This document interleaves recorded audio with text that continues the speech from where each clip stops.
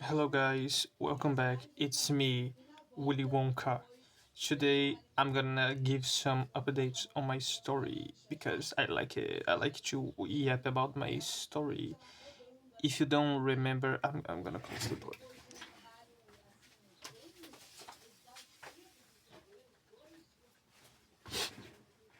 I'm sorry.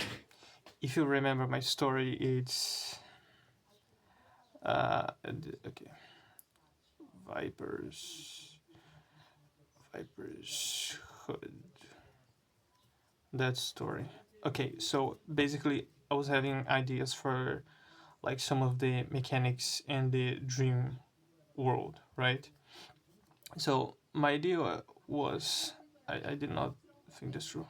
Okay, so I was thinking now that I'm thinking, I feel like I'll just spill a bunch of ideas you won't understand. But basically, I was thinking that in my story, in the universe, there's two worlds. There's the dream realm, and then there's the world of the awaken. Uh, this is awake. You are awakened. So there's just two universes.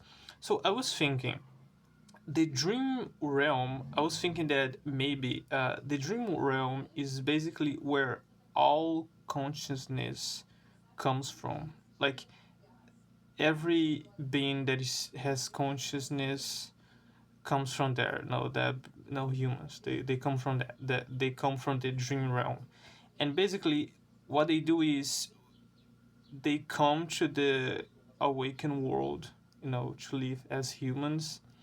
And when we die, we come back to the dream realm, right, where every all minds are created pretty much. And I think that was an interesting idea because I had this, this idea that pretty much whenever you sleep, you are sleeping.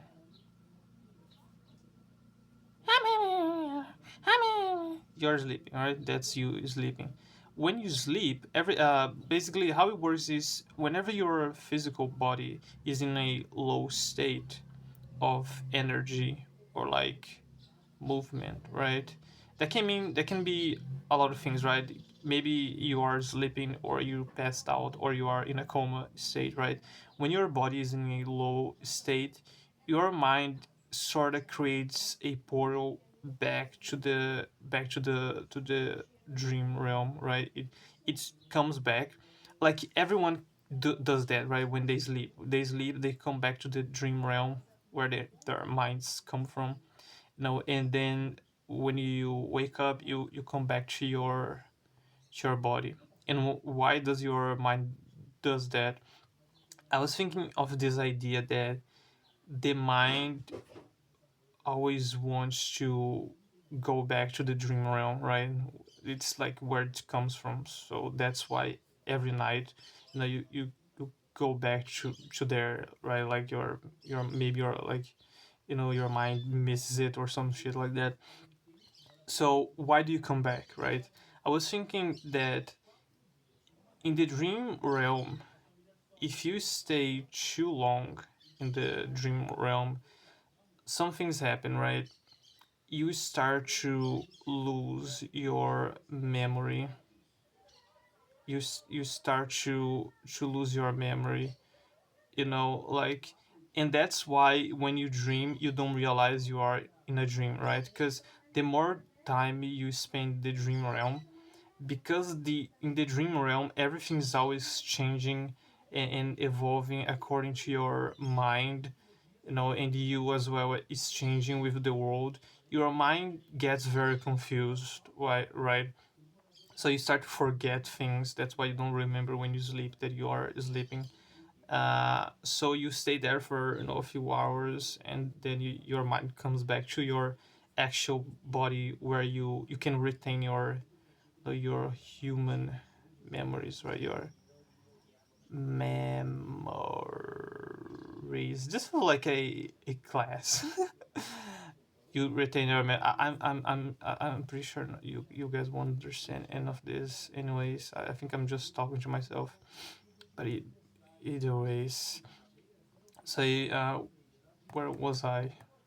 Oh yeah, so you come back to that, and that would explain why you have creatures like like the shadow monster that was actually a person that got stuck in the dream realm, and because they spent years and years there, maybe like their physical body just died. And when your physical body dies, your mind doesn't have a place to go, so you kind of just get stuck in the dream realm. And with enough time, you start to like your body starts to change, and you start to forget who you are, and you start to become just either two things happen, right? If your mind is too weak, your mind it just disappears, right? It just becomes the collective of the dream realm, right? The consciousness, all of them that are there, you just disappear. You either disappear, or maybe you have a lot of bad emotions or things, so it kind of becomes an echo chamber where you shape yourself to the point where you are some sort of weird creature. So that's the shadow monster, and also that's also the snake that curses Gabriel. I was saying that she's also a another person that got stuck there. Pretty much every creature that inhabits the dream realm, uh, I was thinking that they were human at some point, and they just got stuck there, and their minds are too strong to disappear, so they just keep existing in this very weird shape, whatever monster they become. I don't know where I was going with that. Okay, so yeah, pretty much those are the mechanics. And I was thinking that each okay, what do I do? I don't know, what do I say first? Maybe I should tell you guys about the curses. Yes, I know, another thing that you're gonna have to listen to. I think the recording is already like 7 minutes. Shit. Okay, I'll probably have to edit this. Anyways, so creatures, like the shadow monster and the snake, they can make like agreements or like contracts, right? Where they can give you something, but you gotta give them something in return, right? For example, Gabriel. Okay, so we have the snake, right? We have the snake that appears, when Gabriel loses his mom. He's very sad.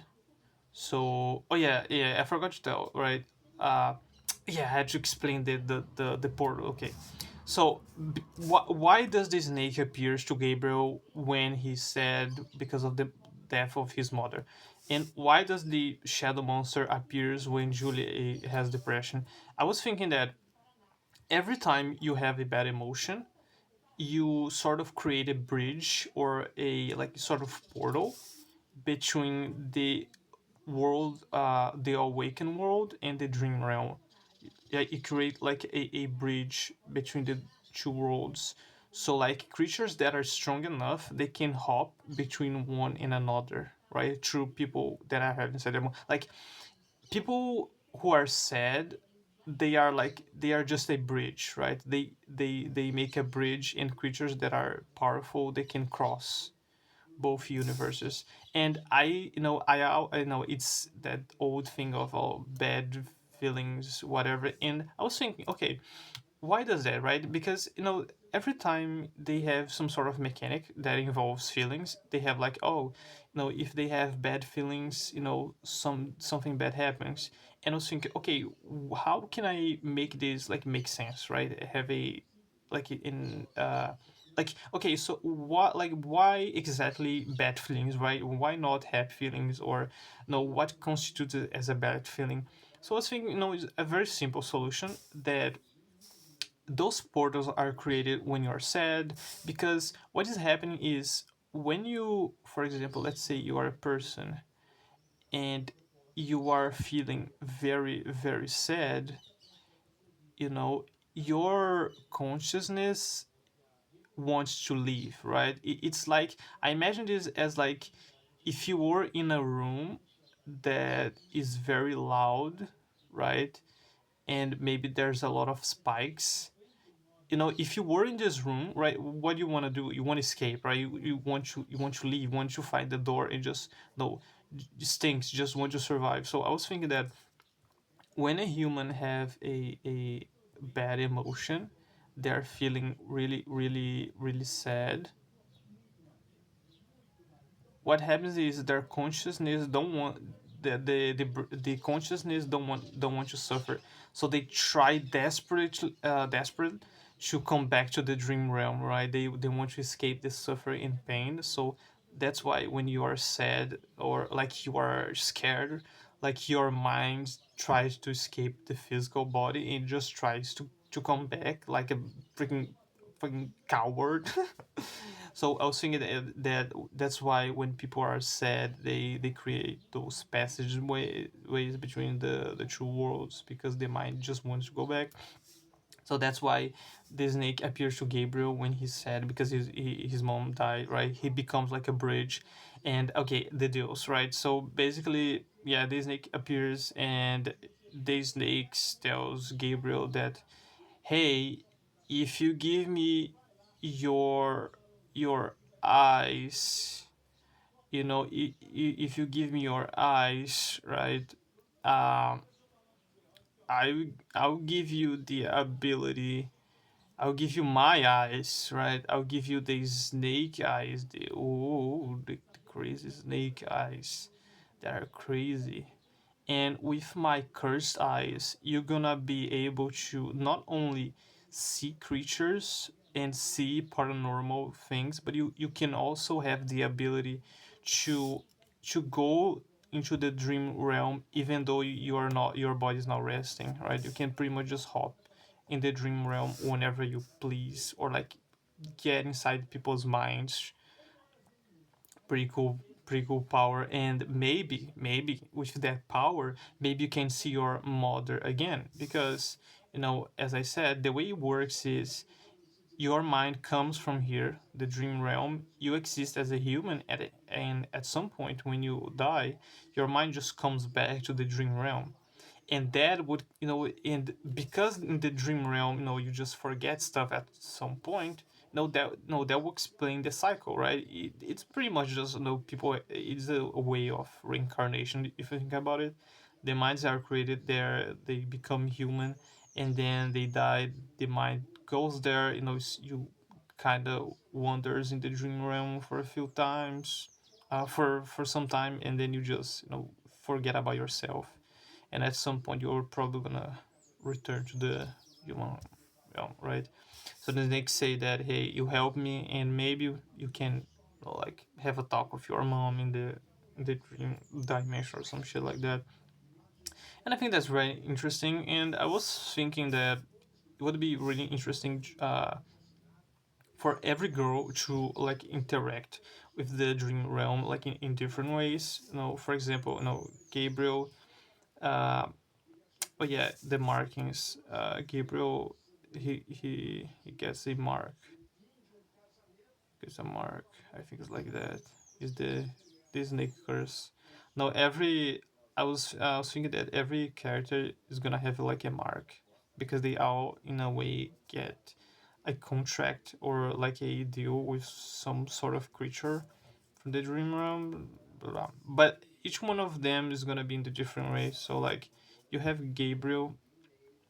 Gabriel received power from something in the dream realm. That's a 5. Shit. He received power from the dream realm.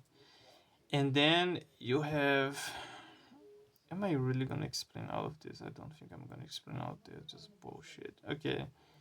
So, you know, yada yada yada, Julia, you know, uh Oh yeah, he in her case, no, a creature from the dream realm, no, comes to the real world, and then you have Yara, which in her case, a creature from the dream realm uses her pool as a portal or some catalyst, right? So and then you have Anna.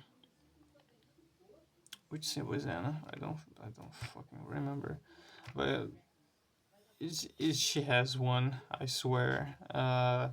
She is the paranormal thing because she becomes a wolf, and then we have and then you have Elena, which I'm not gonna explain so much to explain. You guys are not gonna understand anyways, but there is things, right? But there is so much lore. I'm not gonna explain all of this shit. You guys read the fucking story. And then you would have like um yeah, I don't remember the symbol of Isadora, but like no, oh yeah, Isadora is interesting, right?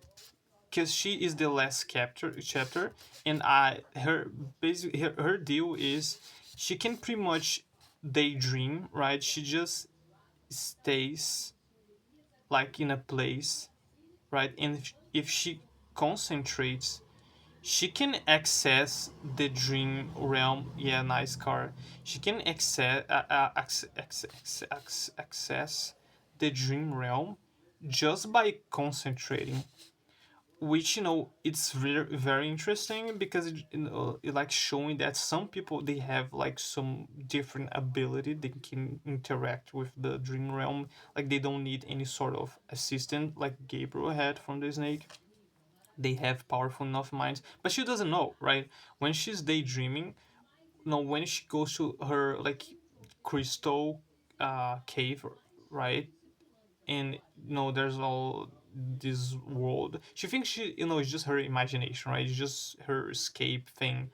And that's interesting because it all ties up with the mind wanting to escape reality, right? When she daydreams, she's pretty much, her mind is trying to escape reality, and she's going to this crystal world that is fake, and she's creating to be a perfect representation of reality. But it's not gonna be like gonna be that. It's all wonky, wonky. Uh, so yeah, I think that should be that. There's more, but I really don't want to explain because now that I now that I think about it, I think I'm pretty much just explaining the whole plot of every single character, and that would be not only too long, but also very complicated to explain all at the same time. But I'm happy because it makes sense because and everything is very tied together. And yeah, and also once again comes back to the shadow monster because he makes a deal with Julia. No, she gives her a mark, and she basically, she collects shadows. The shadow monster. She really likes to collect shadows and just keep shadows of people. Maybe to like copy them in a way, like to pretend they are human, right? She's just creating like this fake world with shadows and stuff. She steals Julia's no shadow, right?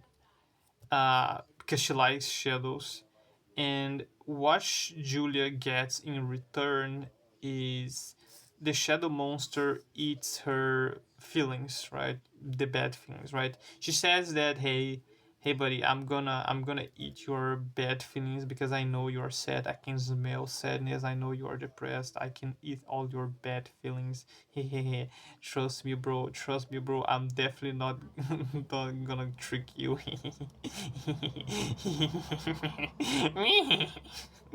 Okay, stop. So yeah, the thing is, the shadow monster is eating not only the bad no feelings, but is also eating the good feelings. And she Julia's getting like she's getting no feeling, right? She's like almost become like a nothing blink, right? No personality, no nothing, no all her memories and stuff. The monster just eating away, and she's like, wait a minute, wait wait. Wait a minute. That's not good. That's not good. Stop it. Can you stop it? And they do the whole thing. And I was thinking that maybe all of them they do some sort of contract in a different way. And I was even thinking of like making uh more things for the second season. Second season, I don't know how books work, but those are gonna be like six chapters. Is gonna be like a closed thing.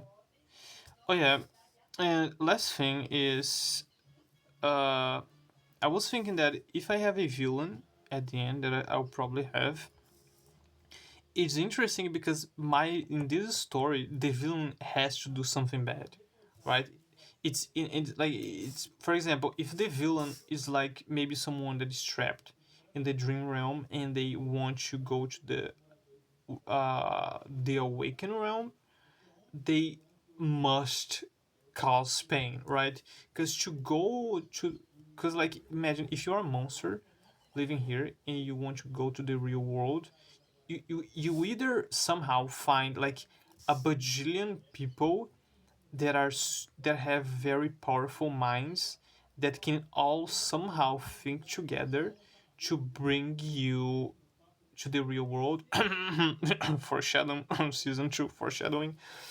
Or you can do the more no cheap approach, no easier one, which is just taking a bunch of people and just causing as much pain and suffering as possible with as many people as possible in the same area.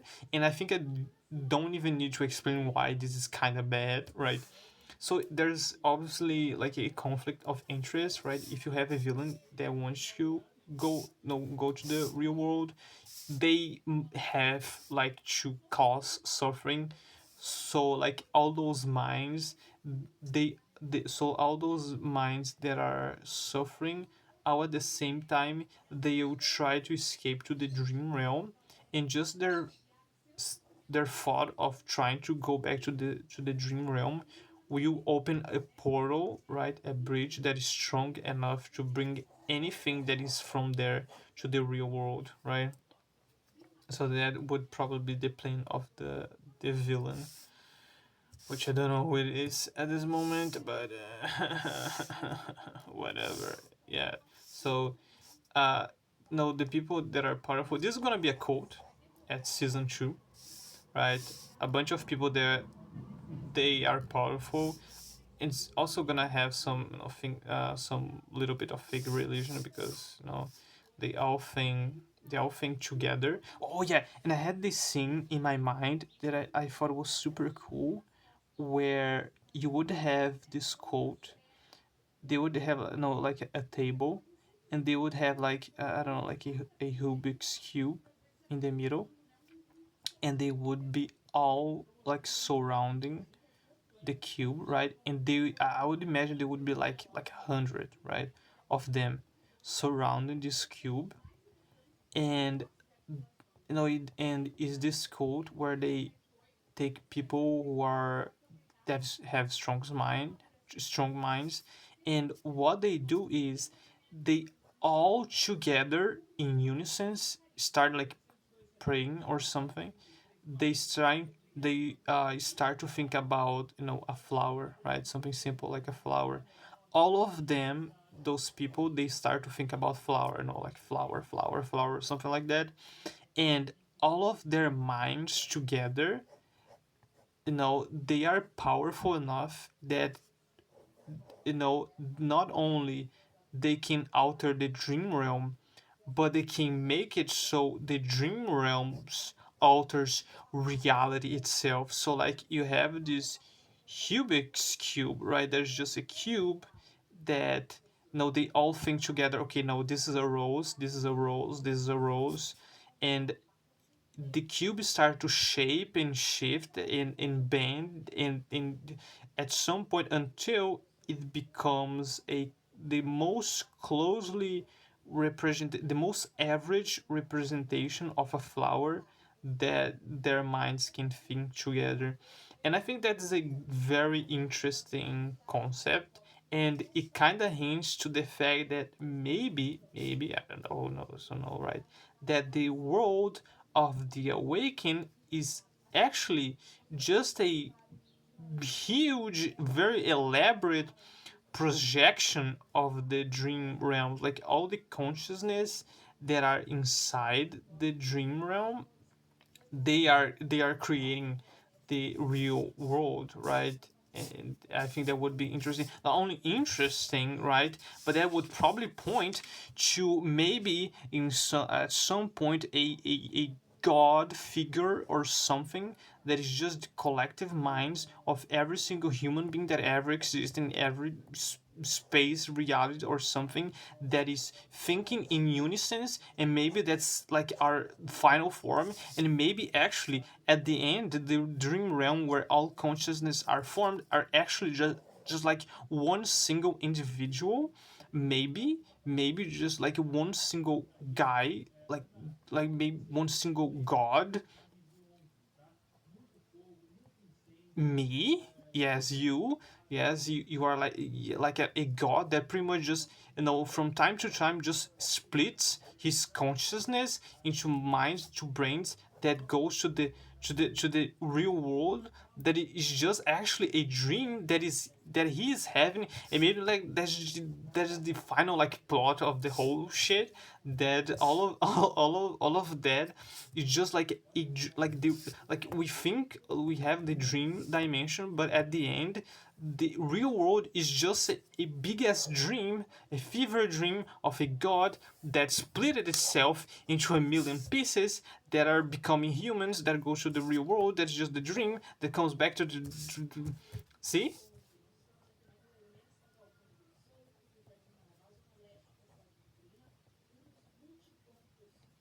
Easy, easy, right?